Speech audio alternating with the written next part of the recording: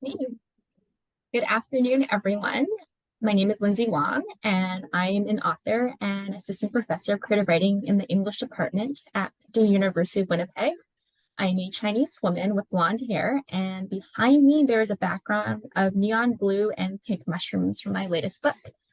I want to welcome everyone to the second event for a publishing speaker series. And today we are so lucky to have Shirarose Wilensky. She's an award-winning editor from the House of Anansi. The event is being recorded, so if you do not want to be on camera, we ask that you keep your video off.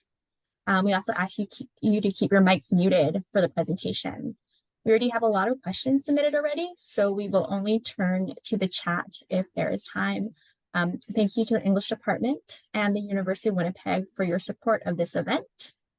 Today, we acknowledge that we live and work in the territories of the Shinnebaug, Cree, Dakota, Dene, Métis, and Oji-Cree nations. The University of Winnipeg sits in Treaty 1 territory, the ancestral and traditional homeland of Anishinaabe peoples.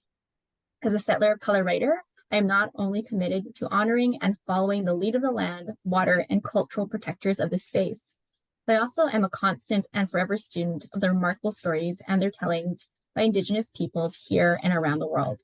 So thank you for the space, and I'm very grateful to all of you for joining us on a Friday afternoon. And if you feel moved to, please share where you're coming from in the chat on Zoom. So now our guest of honor, we have Shirarose Wilensky, who works from the House of Anansi from her home in Port Moody, BC. She attended Simon Fraser University's Master of Publishing program and has worked for Arsenal Pulp Press, Greystone Books, Douglas and McIntyre, and Harbor Publishing. She won the Editors Canada Tom Farley Award for editing Butter, Honey, Pig Bread by Francesca Ekwuyasi. Other best-selling and acclaimed books she has edited include Her First Palestinian by Saeed Tibi, A Dream of a Woman by Casey Plett, Rebent Sinner by Ivan Coyote, Shut Up You're Pretty by Tea Matangi, and The Woo Woo by yours truly. So I'm very lucky to have her on my team for The Woo Woo. She acquires and edits literary and upmarket commercial fiction and narrative and issues-based nonfiction with a special interest in BIPOC, LGBTQ2S, plus, and debut writers. So thank you, Shirarose, for joining us today. We're very lucky to get to know what an editor does and get to hear your point of view from publishing. As I mentioned before, I'm just so fortunate to have you as an editor. I don't know what happened, but the stars aligned and we had such a great collaboration. Could you start by walking us through what an in-house editor does and how do you go about acquiring a manuscript for your list, just so people know? Sure. First, I just want to say thank you so much for having me, Lindsay. And you're always so generous, when you talk about our time working together, because I feel like, it was a dream collaboration. And I feel like I just still question what I contributed sometimes. Like some manuscripts, I feel like require more, editorial intervention. And I feel like yours was one that just didn't feel that way. It came to me like already sort of like brilliantly formed. And I feel the same way. Like it was sort of like this gift that landed on my desk. And I was like so privileged and honored to get to work on it and with you. So yeah, I guess to say like not all manuscripts come to me in that way. The main ways that I find or acquire manuscripts are, first of all, House of Anansi, similarly to Arsenal Pulp Press, does take open submissions. So we have like a submissions period that opens twice a year. And that's when we sort of collect submissions from unagented writers through the online portal. And then I do receive submissions from literary agents. And then also I kind of will oftentimes get like referrals or kind of people coming to me just from within like the publishing community or my own network, or like recommendations from other authors or other publishers, that kind of thing. And then I also will kind of go out myself and look for writers that I think are interesting. Like say TB, he his story, Her First Palestinian, was shortlisted for the CBC Short Story Prize. And so that was how he kind of came to my awareness. And so I will like oftentimes look at prize lists like the Bronwyn Wallace and other prizes, just to kind of see like who's on there, what are they writing, who's interesting. And I will totally just like approach people out of the blue. And even like with nonfiction pieces as well, like I'll approach like a journalist or somebody who maybe like works in another medium and sort of say, hey, like, have you thought about writing a book? Or maybe you are already writing one. What are you working on? That kind of thing. So yeah, those are my main sources of manuscripts. Great, that's really good advice. So we should all be submitting to contests, to journals, posting online, right? That's where we find editors and agents. With your typical day, is it a lot of reading, a lot of writing to authors? Like, what does it look like? It depends. It's almost always a lot of reading for sure. I sort of have to divide my time. Like one of the hardest things I think for all editors is just finding the time to actually edit, because, you know, we are also always reading submissions and looking at acquiring, and then of course just have to do like regular day-to-day things of answering emails and having meetings and, you know, performing the tasks that like support a book, you know, say writing marketing copy or that kind of thing, or, you know, yeah, just sort of the administrative tasks that go along with editing. So it's always that balance of finding like nice long blocks of time where you can sit and concentrate uninterrupted in order to edit, and then balancing out those other things. I work like 100% remotely, so I find probably for me it's a little bit easier. Like I think if you're going into an office, it can be really difficult to concentrate and edit. So I do know that for many editors, if they have the option, they will maybe like build their schedule so they have like 1 or 2 days a week that are at home so that they can take those days to focus on doing the editing. And then when they're in the office, like doing those other tasks of, you know, being with colleagues, meetings, you know, that kind of thing. So for me, I'm doing it all at home, but yeah, it's that constant juggling act. Sounds like it's a very intensive job, and you know, authors being neater editors, right? Yeah. And I was joking with a writer today that, you know, I think something that writers and editors both have in common is like, people don't think that we're working when we are working. You know what I mean? Like you look like you're quote doing nothing, like you're just reading or whatever, sitting, staring at your computer or a manuscript, and people just will kind of like interrupt you or just start chatting with you or call you, you know, or whatever. And you're just like, no, I'm actually working. It may not look like it to you, but Reading and writing, that's working. that's right. Exactly. Emails are working. Yeah, that too. Yeah. So going back to the idea of acquiring, so how do you know when to offer on a manuscript? Like, how do you know when you have to just say no to an agent or a writer? That's always really Yeah, hard, right? it Getting that is no. hard. It is hard. It is really hard. Like I try really hard to be like prompt in my responses, and you know, even with a rejection, like not to respond promptly, it's difficult. And I think oftentimes, you know, reading periods can also be really long. Like I know how difficult it is for authors to wait for a response. You know, I really sympathize with that position. So I do try to get back as quickly as possible, though it is not always possible, just because of what I said about like sort of the juggling act of how much we have to do. And then also sometimes, you know, I confess there have been times I've put off a rejection for various reasons. But I, you know, a lot of it is gut instinct, you know, mostly for me, I will know like within sometimes like the first page, if a manuscript is for me, if it's something that I want, you know, it'll just be something that like kind of grabs me that quickly. And, you know, if I just know, oh, I just want to keep reading, I need to read more, I need to find out more, then I just like, that's it. I just know most of the time. And then similarly, I also know if it's like not really something for me, you know what I mean? Sometimes it's very obvious. It's not like, maybe it's just not in a genre or an area that I typically work in, or that typically interests me. But then other times, if it's just not sort of like capturing my interest.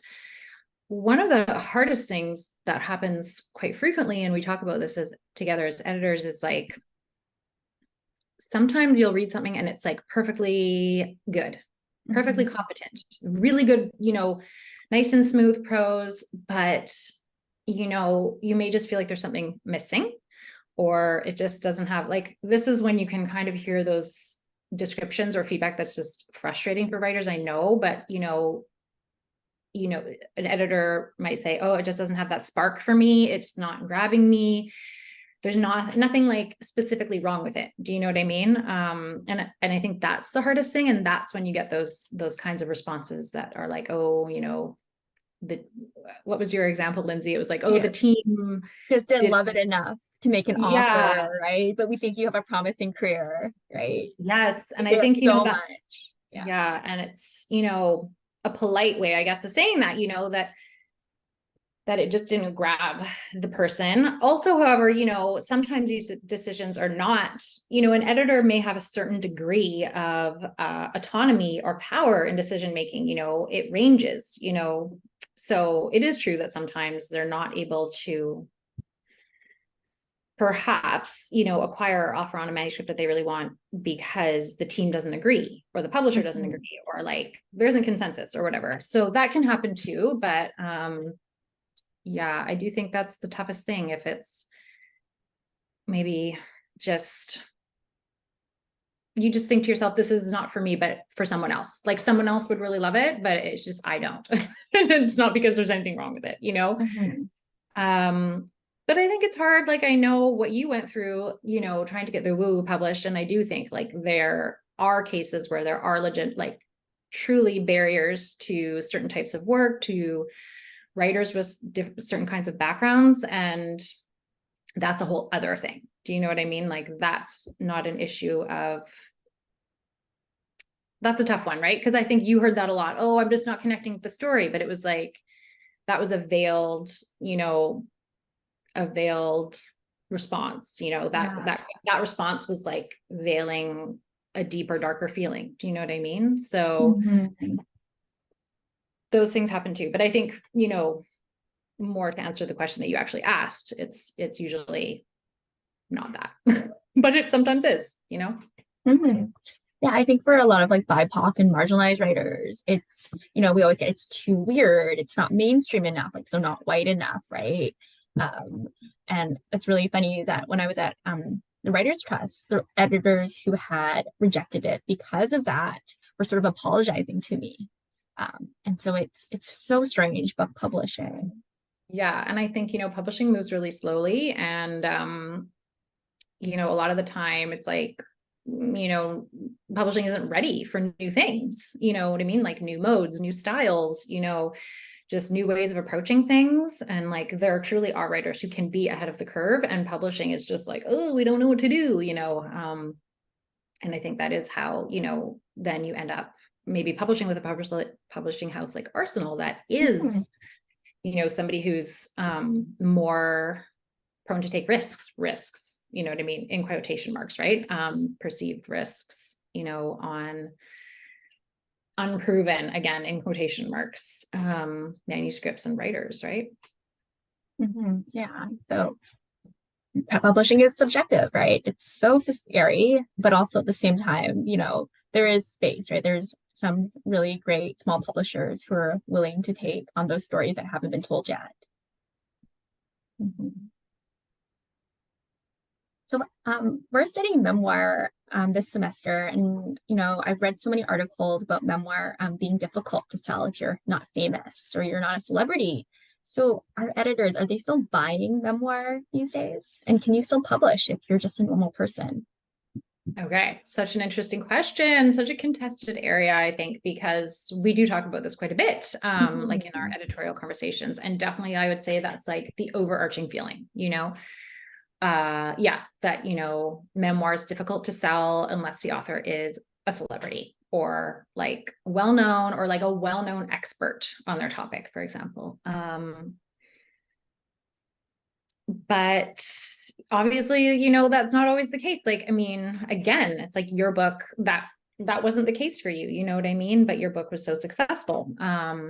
So I think, editors really do need to still remain open to to, to manuscripts, you know what I mean? To being blown away by a memoir that is not by a celebrity or a person who's well known or a public figure or whatever. And I will say, like, I recently acquired a memoir, a debut memoir, that's supposed to come out in 2025. And actually it was somebody who's did the MFA at Columbia, just like you. But yeah, and so there you go. And the reason I'll say that and I had my own hesitations where I was like, okay, this is a debut, like she's unknown. So the reason that I did acquire it was because of the writing, like pure and simple. It was, she's an Indigenous author, and it's, her memoir, and it's written in this very like beautiful style. It's very poetic, it's very lyrical. And I was like, you know what, like, a comparable would be like Heartberries or something like that, you know what I mean? And I thought,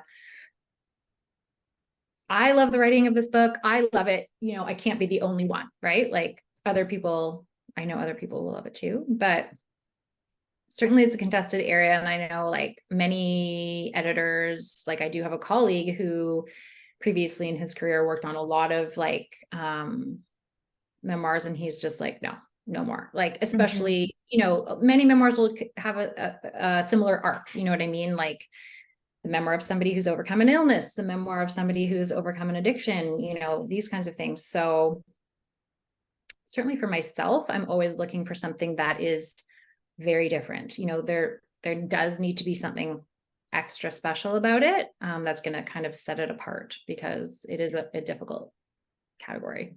Yeah, I've heard that. And I've heard that the personal essay is making more of a comeback now than the memoir. Sure, because it's like a shorter, like a more bite-sized piece. Yeah. Yeah. Chapters is not carrying, Indigo's not carrying any memoirs by non-famous people. That's what I heard, but I don't know. Yeah, that's really difficult. And I mean, I think for me working at an indie, like there's a bit more flexibility and latitude. Like we're not as bound by, say, what Indigo is going to carry. And also, yeah, again, just more willing to kind of branch out from mainstream. But yeah, it's a conversation for sure. Yeah, so interesting. So, and next question. So, that in many ways, editors are seen as gatekeepers and cultural tastemakers by readers and the general public. And to your authors, you're often our therapist, our literary godparent, our friend, our confidant. You can be a necessary evil, but also a miracle maker. So, what are your thoughts on these various roles and responsibilities? Going back to the whole idea of you juggling everything and juggling your list of authors. Yeah, I think that you're right. It is a responsibility, and I see it that way, and I take it really seriously. I think of it as like I have a responsibility or like a duty to my authors, and a big part of my role I see as being my authors like champion, like their biggest fan, their biggest advocate, their champion within the publishing house, first of all, because that's kind of where things begin. And then even, after their book is published, you know what I mean? I'm still always going to be, championing that book out in the world myself, even, and because I work so often with like debut and emerging writers and also BIPOC writers, I also take it extra seriously to try to do what I can to kind of like make the publishing process a little bit more transparent and a little bit easier to navigate and deal with if I can, because I understand how confusing and overwhelming it can be. It's funny because like my family is full of therapists. Like both of my parents are they're retired therapists, and my sister's also a therapist. So like I joke sometimes that I still wound up kind of going into the family business, even though, my hourly rate is a lot lower, but so, yeah. And I think too, like, with publishing, we oftentimes just think about the books themselves, but yeah, so much of it is interpersonal, and dealing with people one-on-one, and like, yeah, kind of that first relationship is the editor and the author. And it's a really important one. So yeah. It's true. I mean, us creative types, right? We need our therapists in so many ways.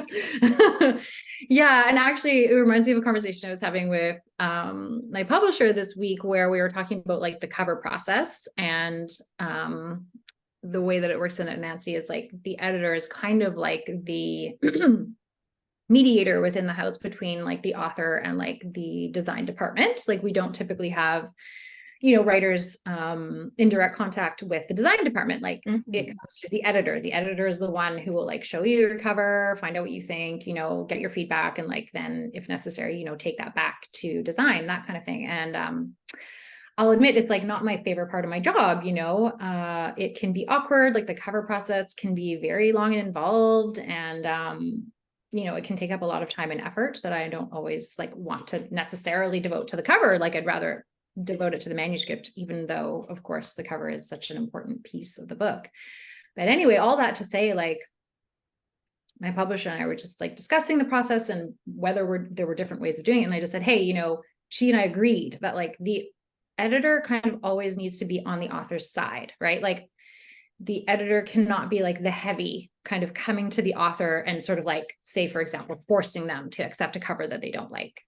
You know, I don't ever want to be put in that position because I don't see that as being like congruent with the author editor relationship and what I see myself as being there to do.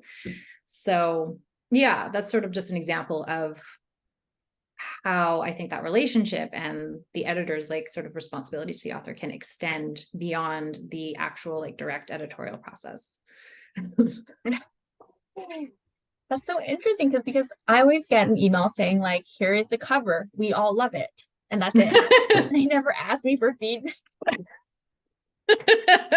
There he is. Yeah. And I think, you know, that's definitely one of the things in an indie is like, you know, what we're offering an author in order in our way to like compete with multinationals is, you know, more author input, right? And more what we call a boutique experience where the author can have more input, more control over, you know, the process of their book and how it's put together and then how it goes out into the world and those kinds of things. So, I mean, certainly, and I mean, we will try to do that sometimes too, where we sort of say, hey, this is a cover that we love. Here's why we love it. But like, oftentimes, you know, the author may not love it as much or may have, you know, questions or concerns. And, you know, we are very open to hearing them, even though it's not always like easy to kind of, you know, mediate among all of these different interests, right? Like, but yeah, so we do try sometimes to be a little bit more like authoritative about it, but it never seems to work.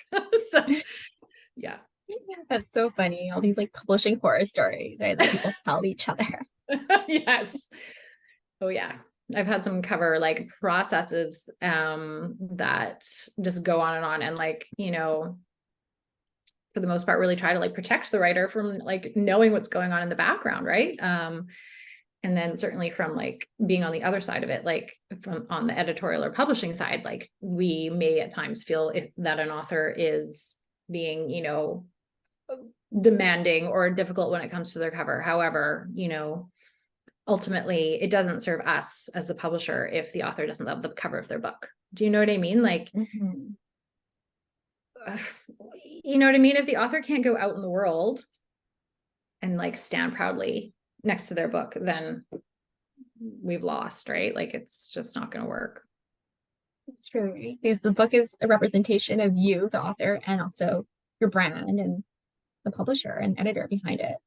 Absolutely. And it's so important to me that authors are happy. Like, you know, it's my reputation too. And I know for a fact that authors talk to each other. You know what I mean? So, you know, like I think I had an author actually reach out to you when, you know, when we offered on her book, and she, I think reached out to you to be like, oh, like, what do you think? What should I do? Kind of thing. And like, fortunately, you know, you were able to like give a good reference or a good recommendation, but like, that really matters. It does, yeah. And because it's so small, Canlit, right? We all know everyone, right? And their pets and their children. Yeah. Yeah. The writing community is important. So my next question, so they're good editors and there are brilliant editors like you. So what questions should authors be asking the editor when it's time to sign a book deal with a publishing house? You mentioned, reaching out to other authors, right? We get emails, DMing other people. What should we be asking? I think first should be like, what is your editorial approach or your editorial style kind of thing? That's a really good question to ask, to see if that's going to be compatible with yours, with your process, and it depends too on how much experience you have of being edited or receiving feedback. Like maybe you are coming out of a creative writing program and you've been workshopped a lot, but maybe not, right? So it can just be good to get an idea of like how an editor works with an author, how they give feedback, to find out if it's something that's going to be, comfortable for you. And then I think also it's important to like ask yourself questions as an author, like, what are you looking for? I guess that comes back to like editorial style, right? What are you looking for in an editor, and what are you looking for in a publisher, in a publishing house? And also, like, what are your non-negotiables? Like, what are the things that are really important to you that you can't let, that, are immovable? Do you absolutely need to have input on your cover, for example?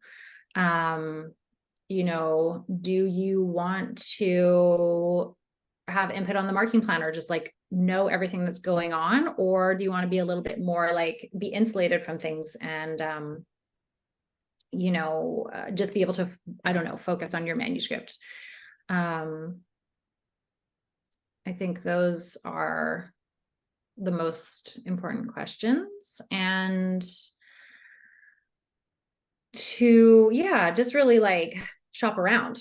You know what I mean? I think it can be easy in some ways, especially when you're early in your career, like maybe jumping at the first thing, right?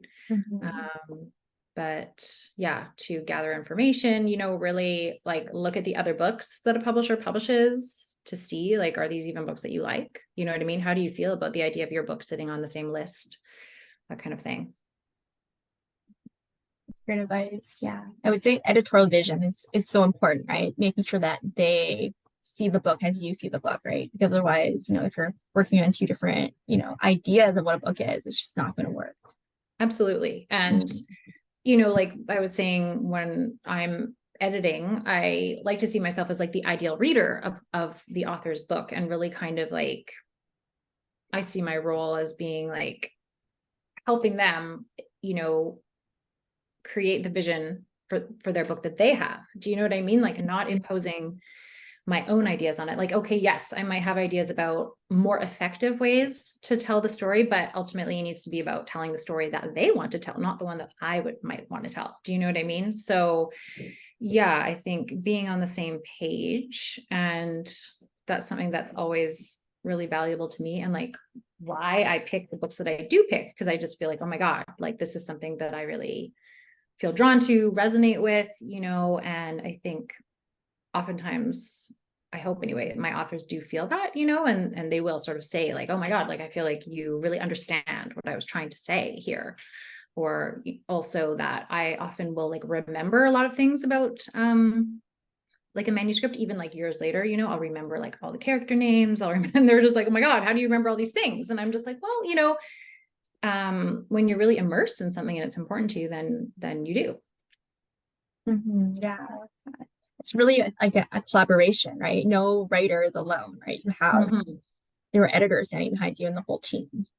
Absolutely. So this brings me to the subject of editorial advice. So our students, they're in a writing program and they're wondering, how do you give helpful feedback in a writing workshop? And what should they be looking for in a draft when they offer notes?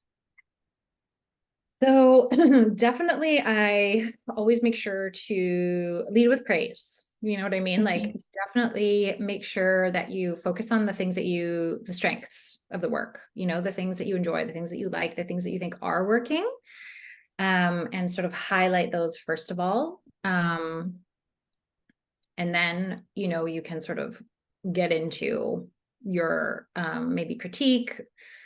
And then at the end, I think it's good to like end with some more praise. So that was like one of the things that I was taught, when I was first learning editing, was like kind of like the praise sandwich, you know what I mean? Like putting praise on either side of the critique. And then I think as well, like something that I try to do is phrase things as questions, if possible. Do you know what I mean? Like instead of being really like prescriptive or directive about things, to sort of just be like, what about this? Or have you thought of this? Or I wonder if this, you know what I mean? Just so it's coming across maybe a little bit more gently. Mhm.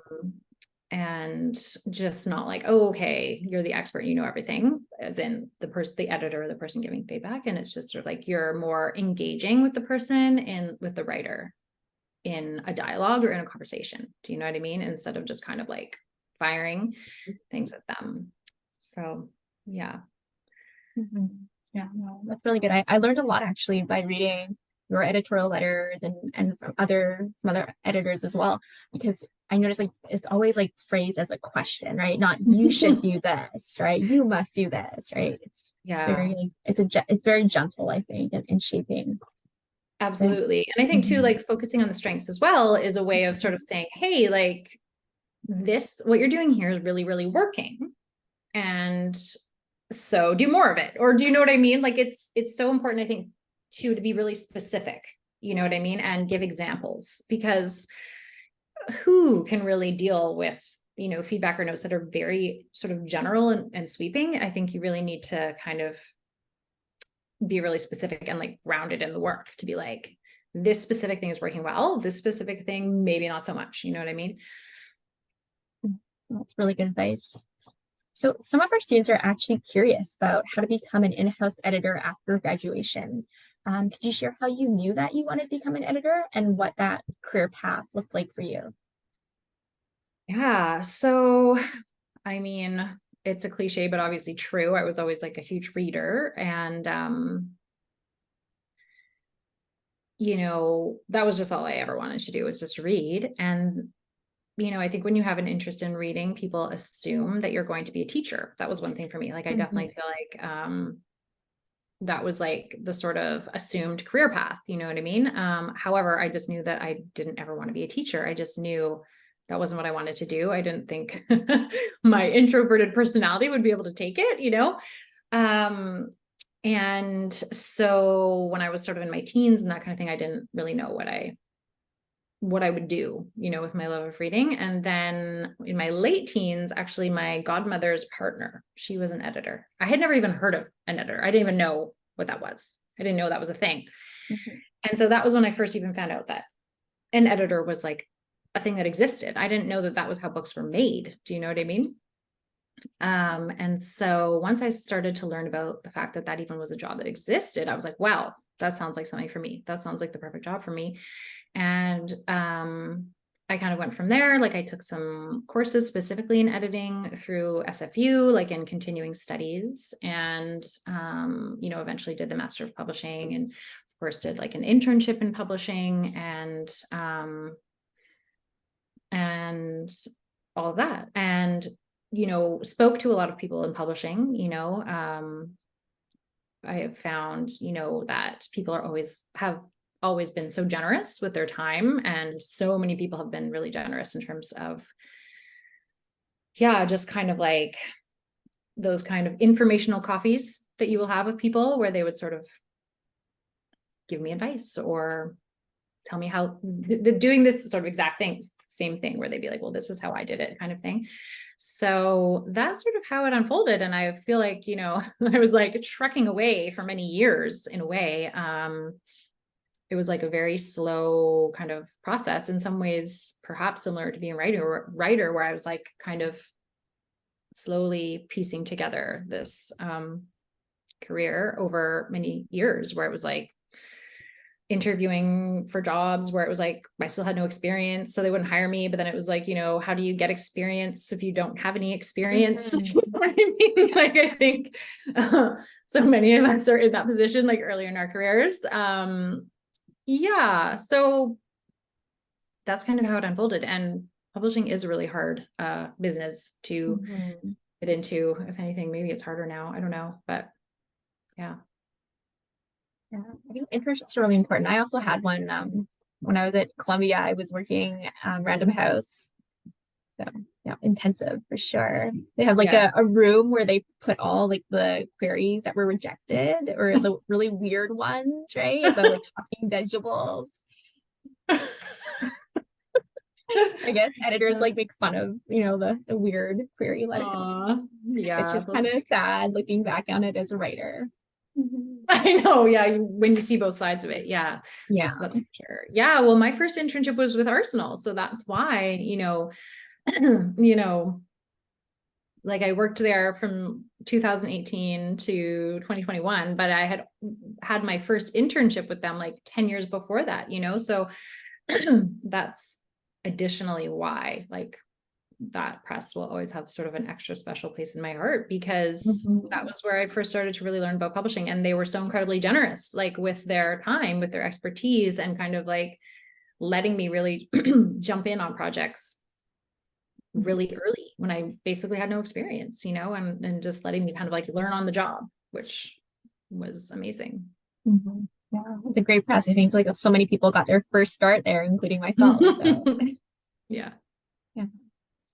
So going back to this idea about editors, so I was working in a Random House, and VP Wendy Lamb, she comes up to me and says, I was only 20 years old at the time, and she says, "So when did you decide that you were a failed writer?" And I think I was really taken aback because I was like, well, I just started writing. I don't think I'm a failed writer yet. So do you think that it's true that editors secretly want to write, and most writers don't like to edit or just can't take feedback? Can writers and editors do both jobs well?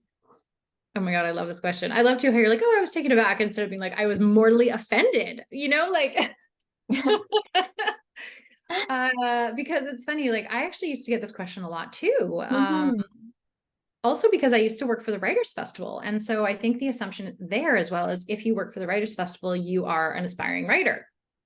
And so, however, I was an aspiring editor, or just like, a really avid reader. Like the way that I think about myself now is like, okay, I found a way to get paid for reading, is perfect. Do you know what I mean? And so that's it. Like I never aspired to be a writer. I was just always a reader. That was my passion. And I was just so incredibly passionate about reading, about the books that I read. I just remember, being young, being a child, Mhm. and even as I grew up, just always being so emotionally invested in the books that I loved. And so to be able to just kind of continue doing that, and then to be able to have like just the smallest role in kind of collaborating with an author to, make that creative work just that tiniest bit better, is just like a huge honor and privilege. But yeah, so I just think your question just makes me laugh like so sadly, because I think it denigrates both jobs. Do you know what I mean? Like Mhm.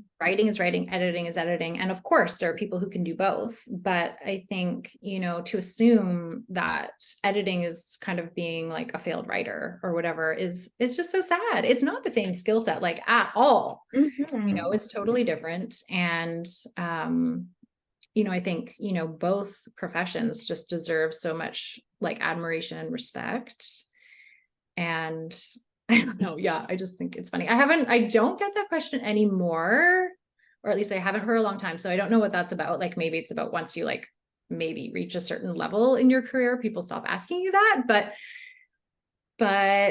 yeah, it's like only being an editor or being a writer has validity, I guess, is sort of the assumption, or just the assumption that everybody would want to be a writer. And again, as you well know, being a writer is really, really hard too. So, why would people want to be a writer? Like, I feel like it looks kind of, it looks glamorous from the outside, but it's so hard. It's such a hard job.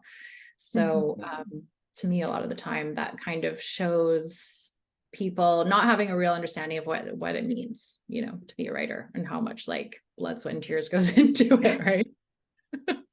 And blood, sweat, and tears behind the editing of the book, because every book has a story, right, of being acquired and working through it. We never see the background, right? We only see the successes usually, right, on social media or when there's events. So That's right. Like so much of it is not glamorous at all, right? And none of us is really making that much money. And also to your point about like authors taking feedback. I mean, most of the authors that I've worked with, I have found have been, you know, very collaborative, right? Like we're in it together, we're working together in this collaborative approach.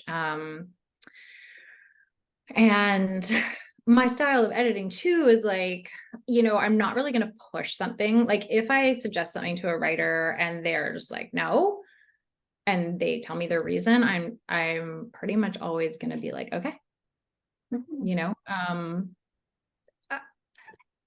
I just don't really see any benefit or even any possibility of like forcing a writer to do something. And you know, unless it's something that I just really feel strongly about is like really harming the manuscript, but that's rare. You know what I mean? Like I had a manuscript recently. It was super duper long. It was too long. It was 150,000 words. We knew we cut like 50,000 words. So I had to make these massive cuts, and she was mostly fine with them. However, then she'd be like, okay, we cut this, but this has to go in, or this has to go in. And I would every single time be like, of course, it'll go back in. Like, you know, I have to be guided by the writer. But yeah, and then there have been like rare cases where authors have really dug in their heels about certain things, and I've had to just sort of like, you know, deal with it. And then I may have like my private feelings about how that has affected like the the quality of the book or its opportunities for success. But usually those have not been books that I've acquired. Those have been ones that I've, have had passed on to me or whatever. Yeah, it's hard, right? It's just because it's so subjective, like one way of seeing a book and then the other way, right? And what is the right way? But I think a good editor really listens to what the author wants or understands intention, right? Again, going back to editorial vision, right? If you don't understand the book that you've acquired, it can be difficult for everyone, I think.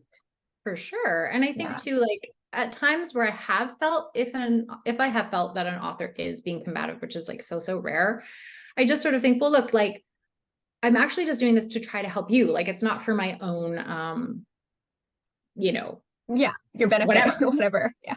It's because I do think like that this would be the best thing for your book, but ultimately it is their choice, Mm-hmm. So what do you do if an author is so resistant?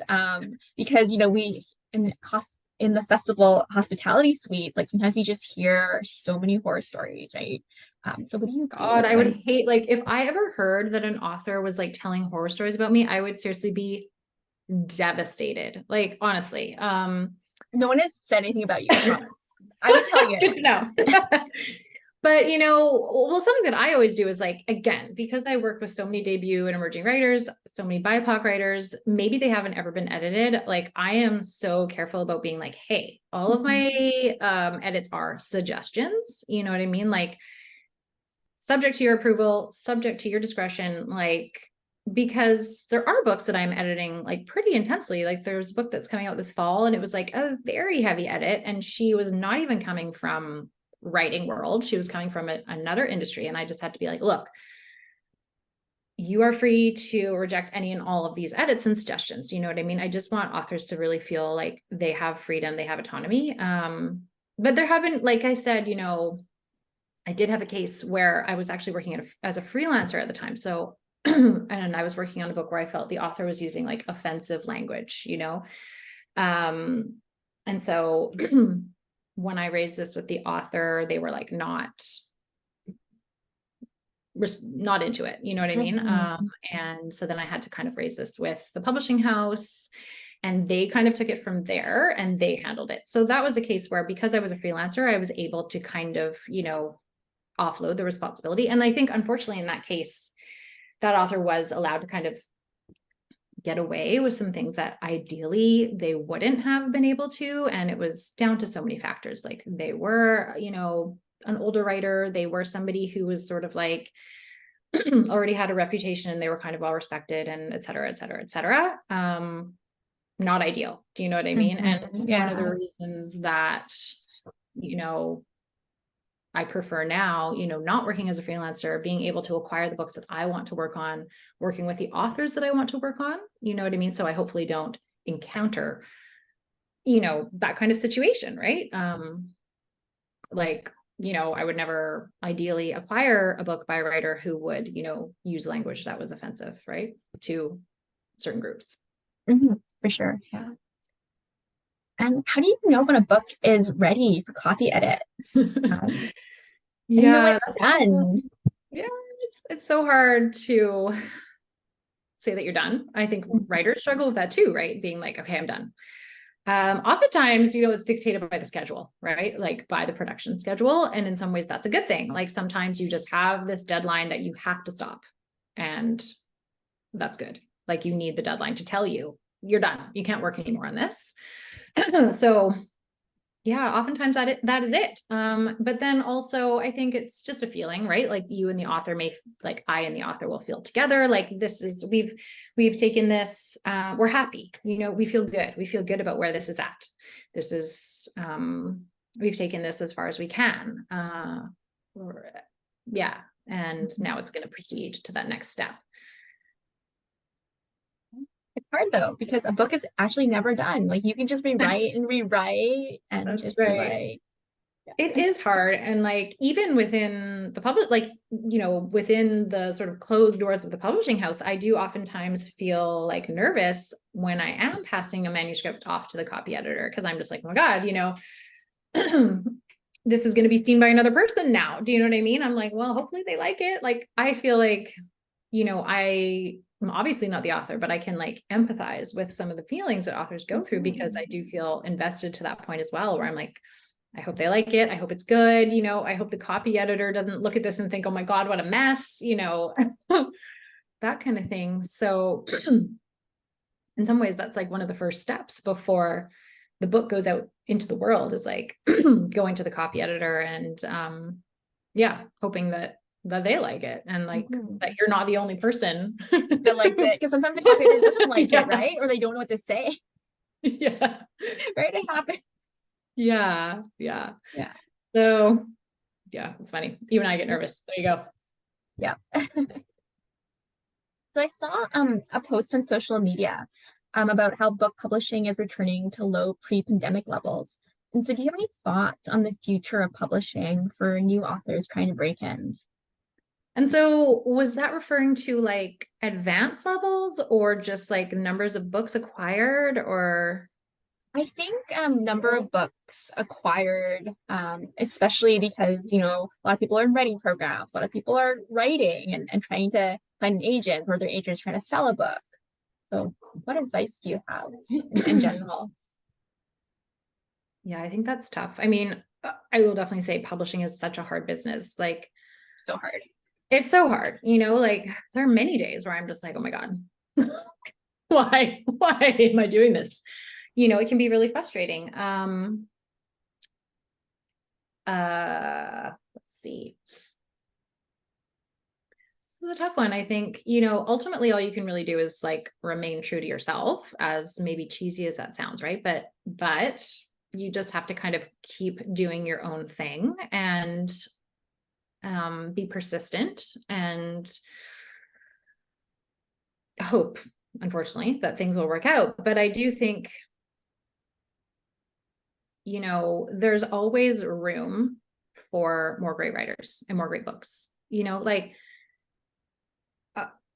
there's never enough, and I think, having something original about your work is really important too, like to really hone in on what your voice is, you know what I mean? Your particular voice, your particular style, or your particular message, what it is you have to say, so that you can try to like stand out in the crowd. And it's very, very crowded. But I do think that the best way to do that is to be yourself, and to not, as much as possible, to not try to compare yourself to others, which is obviously so hard to do. But I think that's it. And keep plugging away, unfortunately. It's like, and do all the things, right? Like, connect with community, and go to events, and read a ton, and, follow along with what publishing houses are doing, what other writers are doing. I think, my hope is that like independent publishing is going to save us. You know what I mean? I don't know if that's Fingers true. crossed. I know. Oh, Yeah, because it's so hard, right? And independent publishers are in such a tough spot of like having to compete with these multinationals, which we can't even, like, we're sort of meant to be on the same playing field, but we just aren't, right? Um, so that is really difficult. And I think, authors are in a similar boat, but I do still think that like many of, the greatest books are going to come from the indie houses, just like always. And, the indie houses are just always looking for new talent, for new exciting books, new exciting writing. And yeah. And I mean, that's something that I comfort myself with when I lose a book, because I lose books all the time. And I just think, well, you know what? Like there's so many amazing writers out there. There's more. It's kind of when you're dating, you're like, there's other fish in the sea. But it comforts me. Do you know what I mean? Like I feel like, oh my gosh, there's like Canada has this like incredible wealth of talent, So I just think keep doing what you're doing. Sure, that's terrific advice. And also, I mean, like follow your gut, I think is really important. I think when I was sending out the woo woo, a lot of editors told myself and my agent, they said, this isn't her first book, right? They said the next book, the next book. And so for me, I always felt like, no, this is my first book. And so I think it's really just like that belief, right? But it is hard, right? When you're getting all these rejections and it just feels like, who is going to publish my work? That's right. It's so hard to Yeah. stick to your guns, but I do think that's the way through. Yeah. There's a question about publishers and presses hiring freelance editors. And I think you mentioned working as a freelancer. How do you sort of get these sort of gigs, right? Before, working as an in-house publisher, editor, sorry. Yeah. I started out as a freelance editor before I was an in-house editor. And so much of it was just kind of like, just starting. Do you know what I mean? Like just starting editing. And it's almost like if you just say you want to free edit, people will just start sending you things. And oftentimes, you may have to start on things that might not be your favorite. And then you just start there and you just keep going. And so much of this industry is relationship based. So that's kind of how it goes, right? It's like the more you do, then the more connections you make, the more referrals you make and get and receive. And to always kind of, keep talking to people, keep making those connections, networking, which is such a horrible word, but like, yeah. And many publishing houses use freelance editors. I mean, probably most, if not all, to a certain degree. I mean, at Anansi, all of our substantive editing is done in-house, but pretty much all of our copy editing and proofreading is freelanced. So, and I think that that's not uncommon. Yeah.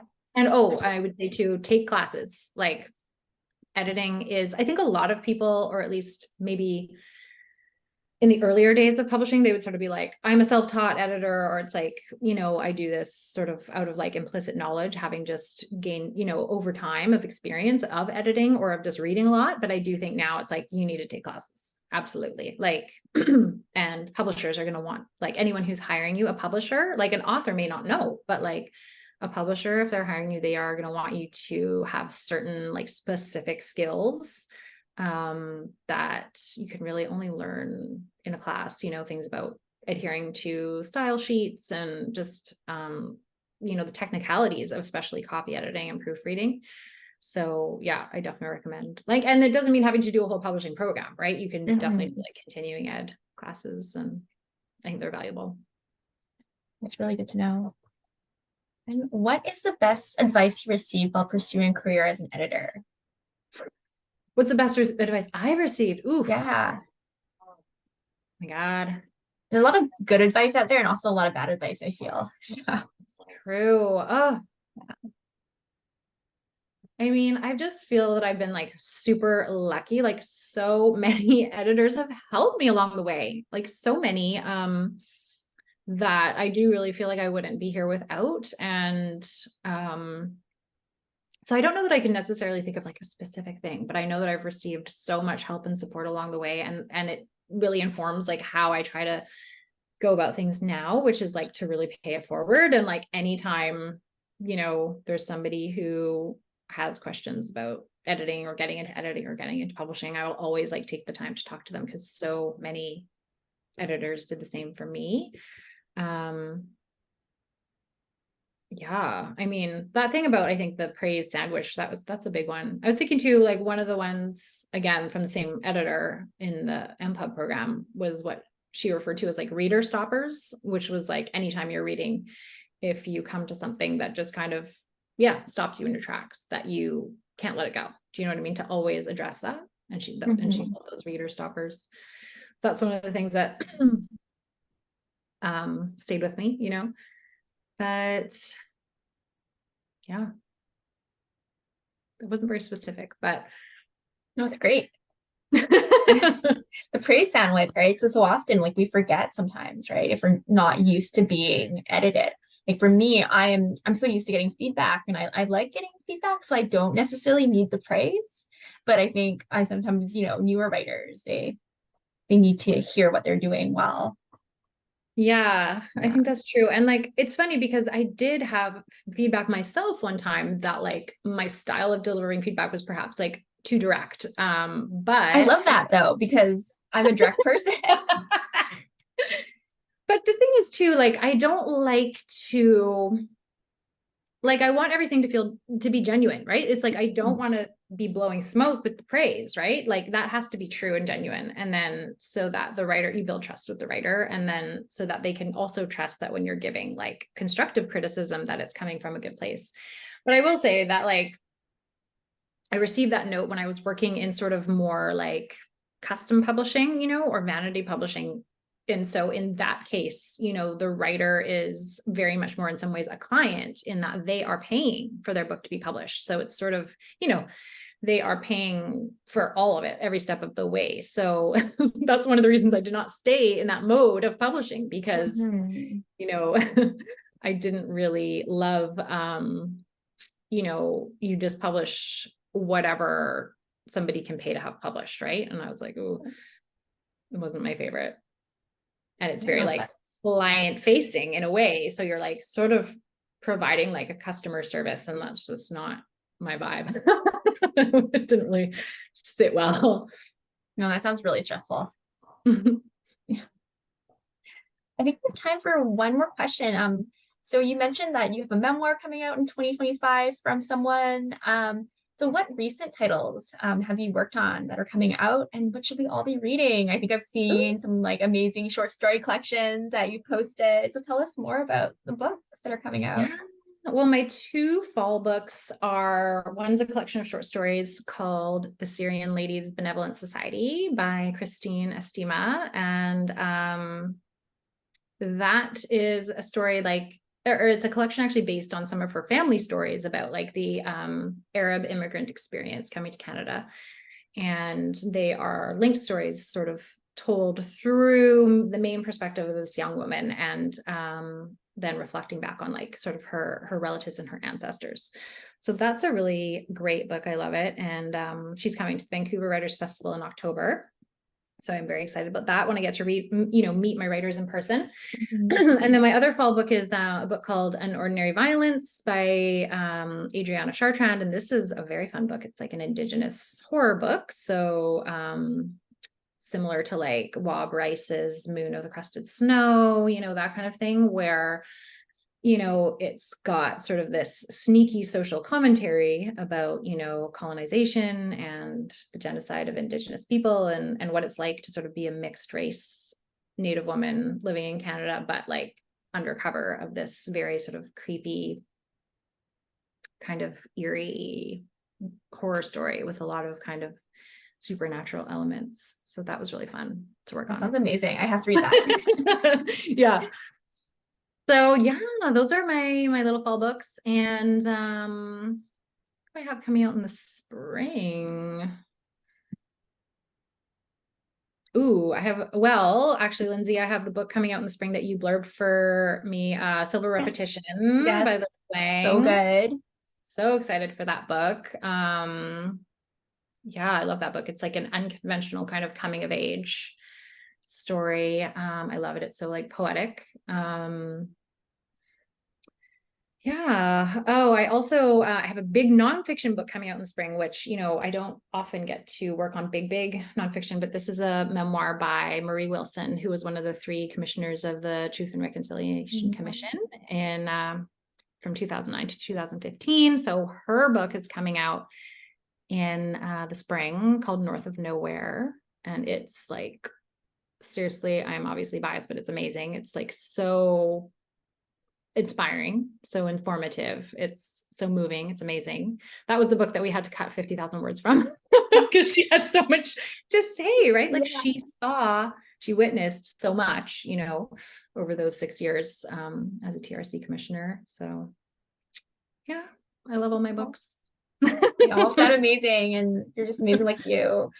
So thank you so much for coming today and sharing your brilliance. We are just so lucky to get to hear from you. Thank you so much for having me. This was such a pleasure. So fun as well. Yeah. For Shirarose.